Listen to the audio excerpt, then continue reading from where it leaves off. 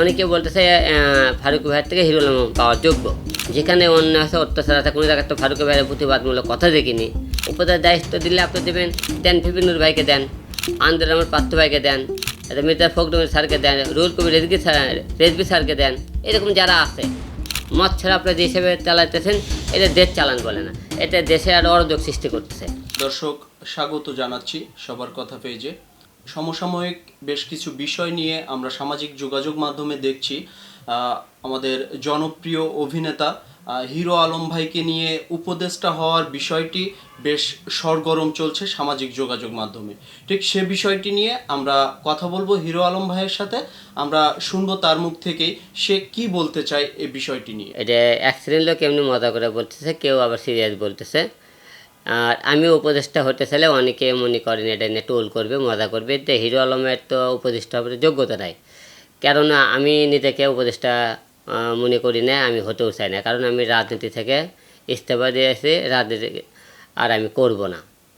এখন হলো যে বর্তমানে যারা রাজনীতি নিয়ে কথাবার্তা বলতেছে, কারণ রাজনীতিতে আমি হিসেব করে দেখছি সম্পূর্ণ জিরো রাজনীতি। কারণ এখন একটা দল ক্ষমতাতে আছে, যারা তারা মনে করেন যতদিন থাকবে তারা মনে করে দেশ শাসন করবে।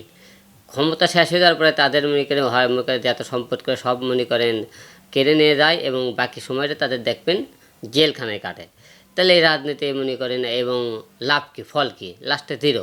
এবং অন্য কোনো দল যদি মনে করেন ক্ষমতা আসে, তাকে দেখবেন সে তাকে পিটতেছে, তাকে মারতেছে, তার দখল করতেছে। আসলে রাজনীতি পাল্টা বলে একটা আক্রমণ। এই রাজনীতি করে আপনি লাস্টে কোনো কিছু করতে হবে। কারণ আমি অল্প সময়ের মধ্যে আমি 4 বার জাতীয় সংসদ নির্বাচন করে 2 বার আপনি পাশ করে, আপনারা সবাই জানেন। আমাকে কিন্তু তারা দেয়নি, কারণ অনেকে বলে হিরো আলম যোগ্যতা নেয়, অনেক কিছু বলে।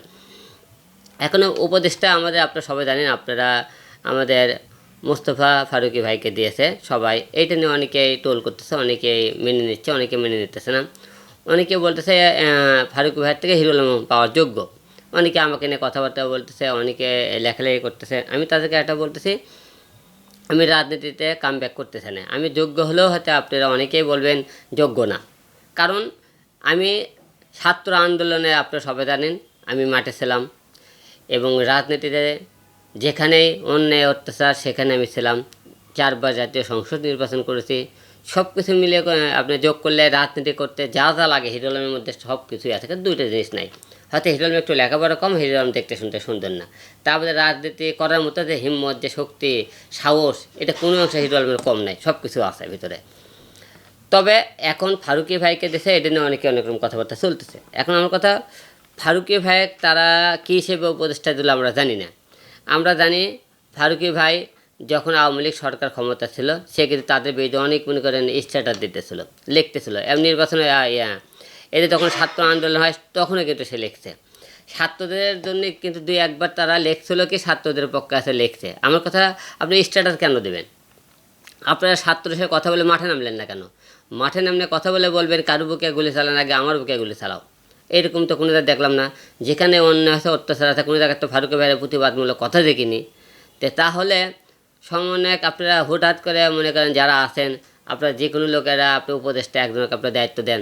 উপদেশ দায়িত্ব দিলে আপনি দেন ফিফিনুর ভাইকে দেন, আন্দোলন আমার পার্থ ভাইকে দেন, মির্জা ফখরুল স্যারকে দেন, রুহুল কবির রেজবি স্যারকে দেন। এরকম যারা আছে এরকম, এবং যারা সমস্ত ছাত্ররা আন্দোলন করছে তাদের পরিবার থেকে একজনকে দেন। এইরকম কাউকে না দিয়ে আপনি হঠাৎ করে আপনারা একজনকে দিতেছেন, মানুষ তো এটা মেনে নেবে না। কারণ অনেক লড়াই সংগ্রাম করে দেশটা সবাই স্বাধীন করেছে। আপনারা যারা এখন আপনারা আমাদের দেশ শাসন করতেছেন, যারা সরকার আছেন, ডক্টর মোহাম্মদ ইউনূস স্যার, আপনাকে এখানে দেশ পরিচালনার দায়িত্ব দেওয়া যায়। আপনাকে হঠাৎ করে কাউকে উপদেষ্টা করার দায়িত্ব দেওয়া হয়নি। আপনারা চাইলে কাউকে এখানে বসাতে পারেন না, কারণ এখানে বসাতে গেলে মানুষের কিন্তু সবার জনগণের একটা মত লাগবে। মত ছাড়া আপনি যে হিসেবে চালাইতেছেন, এটা দেশ চালান বলে না, এটা দেশে আরও অরাজক সৃষ্টি করতেছে। তো সেই জায়গা থেকে সে অনেক অপমান লাঞ্ছিত হয়েছে, সেই আক্ষেপ থেকে সে আর রাজনীতিতে আসতে চায় না। এই ছিল সবার কথা পেজের সাথে তার আলাপচারিতা। ধন্যবাদ সবাইকে। আসসালামু আলাইকুম। দর্শকদের উদ্দেশ্যে একটা কথা বলতে চাই, সবার কথায় সমস্ত দর্শকদের আন্তরিক অভিনন্দন, শুভেচ্ছা। আশা করি আপনারা সবাইকে ভালো আছেন। আপনারা সবাই আমাদের এই চ্যানেলের সাথে থাকবেন, পেজের সাথেই থাকবেন, নিউজের সাথেই থাকবেন, যাতে আমরা আরও আপনাদের বর্তমান সময়ে সমস্ত ঘটনা আপনার সামনে তুলে ধরতে পারি। এবং আপনারা সবাই লাইক কমেন্ট শেয়ার করতে ভুলবেন না।